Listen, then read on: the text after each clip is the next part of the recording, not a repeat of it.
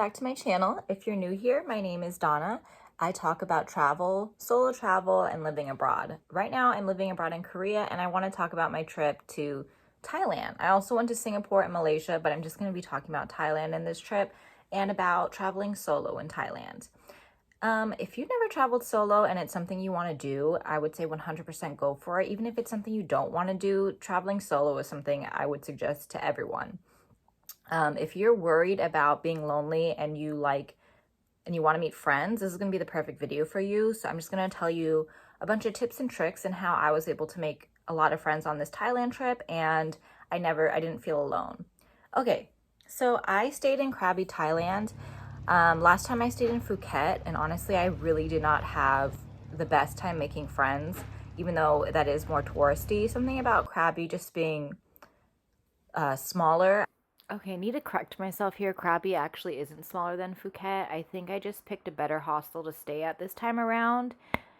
Better activities, and I think Krabi just had a less touristy vibe about it, which made it easier to meet people. I just ended up running into the same people a lot. So yeah, basing yourself in Krabi or Railly Beach or Tansai Beach is probably my #1 tip.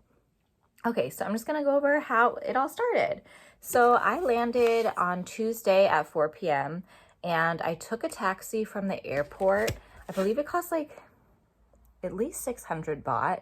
Just take a taxi to wherever your transportation is. That's really the only choice you have. But it's not too bad. It took me about an hour to get my accommodation, and I stayed at Pack Up Hostel. I 100% recommend this hostel. It's a must. I loved it so much. So when I book hostels, I go to Hostel World, and I really just, kind of like look at the location, look at the prices, and if it has like a 8.5 or higher review, you're good to go. But I read the reviews and I just saw like so many good things. And what I really loved about the reviews, it was saying like, it's great for solo travel if you want to meet people or if you want to do your own thing. And I love that because there's days I want to meet people and there's days I want to do my own thing, So it's not like, it wasn't advertised like a super party hostel, which was a little too much for me. It was like a good medium. It has a bar, it has a gym, and the lobby, and free breakfast was like a great way to meet people. Okay, this is my tip for you. So when I went to Thailand, I just picked 3 main things I really wanted to do no matter what, but have space to like go with the flow, I mean, have a little bit of plans, like, have things that you want to do. If you'd be sad if you missed out, just like make sure you do it. So my 3 things were the Emerald hot spring pools, like this onsen place that was on my list, island hopping, and just like a beach day at like a nice beach. So my 3 things. So when I got there, I had like an idea of what I wanted to do. And when you walk around outside Thailand, there's tons of tourist, what do you call it? Like tourist shops? I don't know.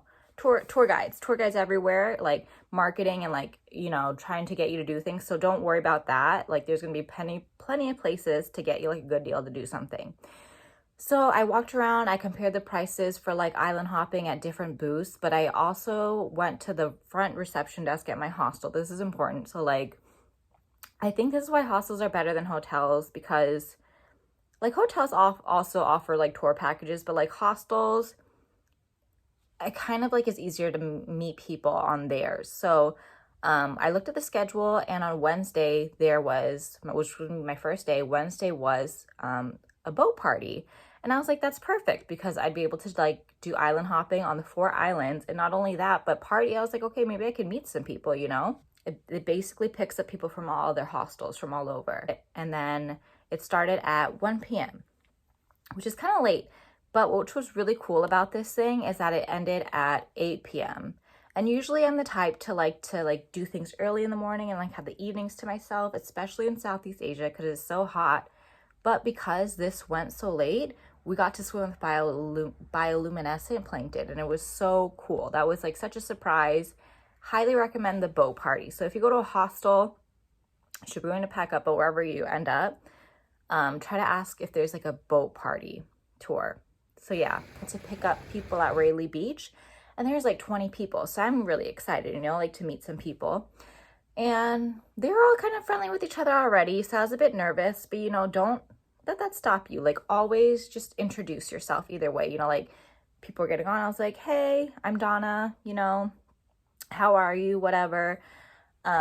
Because you never know. Sometimes with groups of people who are traveling, you might think, oh, these people are friends from back home, but sometimes they just met each other too, you know?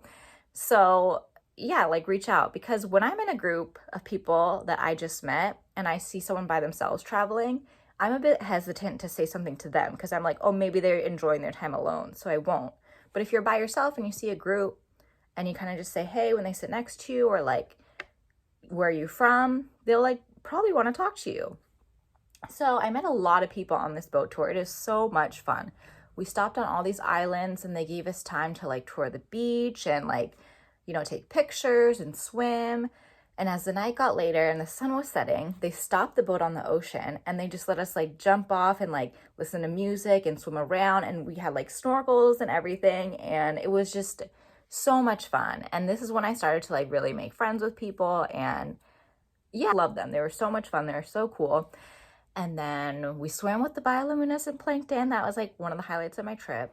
So the boat turned these like red lights on so you could see the bioluminescent plankton in the ocean.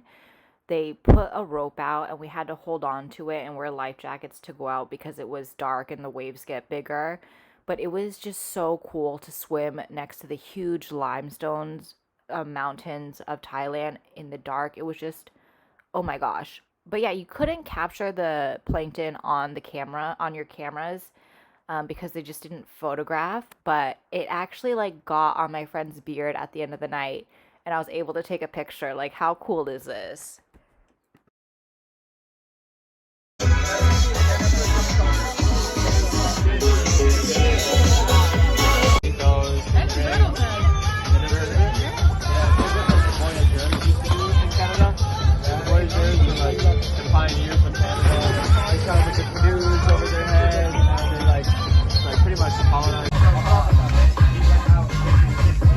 That is ridiculous, huh? Yeah, it's so beautiful. All of Thailand. What's the best?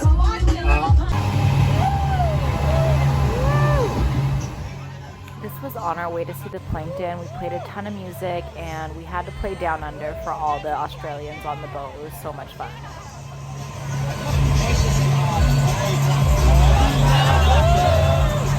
The next day was Thursday. I went to Rayleigh Beach. So this is another thing on my list. I made sure I did it. My hostel had a service, so I just signed up for the 11:30 a.m. pickup. And basically, yeah, someone drove me to the pier. And once again, there was other people waiting at the pier to be picked up as well. And guess what? There's other solo travelers. And this girl just said hi to all of us.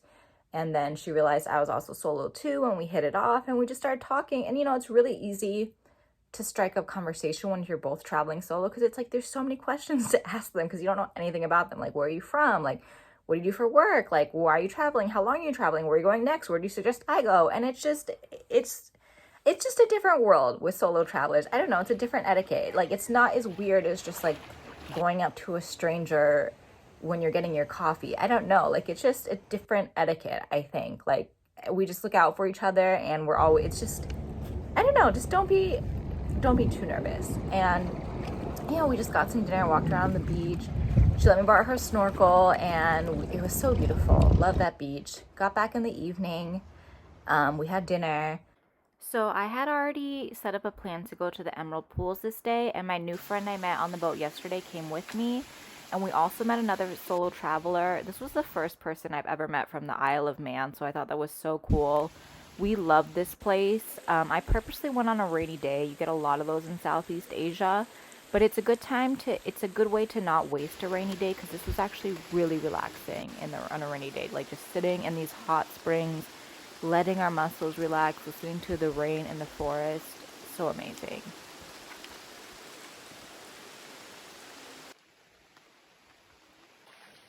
So to leave the hot springs and get to the Emerald Pools, we did a nature walk around the beautiful national park that this is in, and it was just so lovely.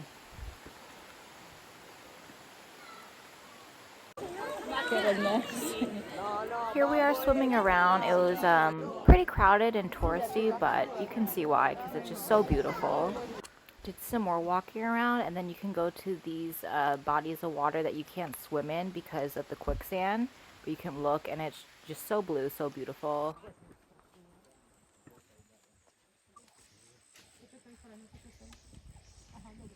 So after our day at the Emerald Pools, we went back to Krabi Town and we went to this food market that they do. It has all kinds of food from like sushi, kebab to like Indian food to Thai food, of course, just everything for so affordable, so delicious. I loved it here. I ended up getting a pad thai, some chicken, and passion fruit juice for like less than $3.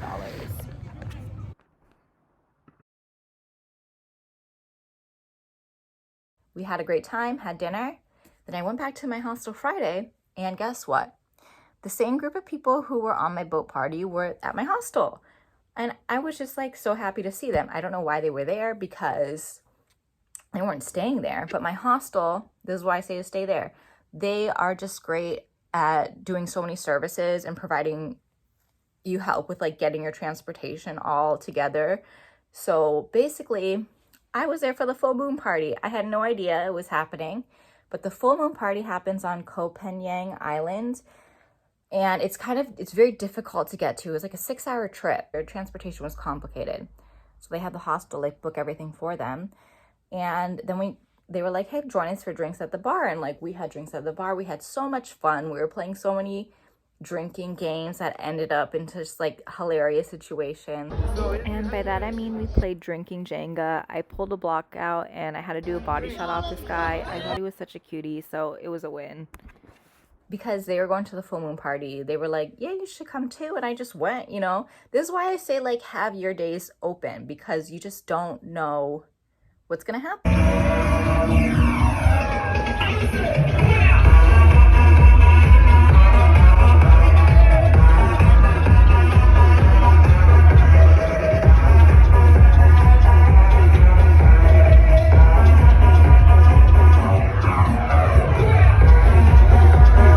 You know?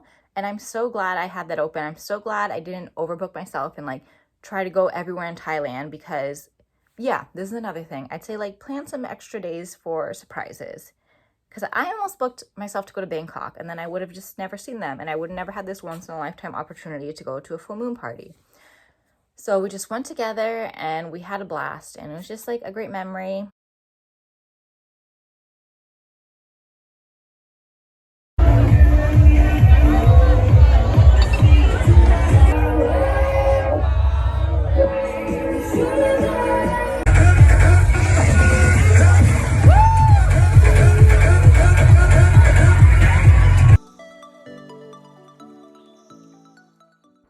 On my last day, I moved from Krabi to Ao Nang. I would highly recommend spending a couple days there. Unlike Krabi, you could walk to the beach here, and there was a nice secluded beaches as well that you could hike to. And I splurged on my last day, and I stayed in this nice resort with like infinity pools and like a buffet breakfast. It was great. So my advice is just leave yourself open. And the way people act when they solo travel or just travel in general, it's different. You know, it is not strange to just start talking to a fellow traveler. You know, you have so much in common because you both like made the decision to go travel. Have that in common, and people are just so friendly and happy when they're traveling. And yeah, you know, just it's something you got to do. If you took anything away from this video, I hope it was the push for you to take the leap to travel solo. Not only is it a great way to see whatever you want when you want, but it gives you such an incredible confidence boost and a positive outlook on the world. I often go through days where I feel really lonely. I feel like I'm not as close to my family as a lot of people are. I feel like I don't have this big friend group that I see everyone on social media having. And honestly, that's what kind of gave me the push to just do things alone. And it's such a reminder that there's so many incredible people in this world that I haven't met yet. There's so many experiences that I haven't had yet. And all I really have to do is say yes. And it's just such a feeling of relief. You're more in control of your life than you think you are, and you can do things by yourself. Hope you enjoy this video. If you have any questions or want more advice about solo traveling, please leave me a comment.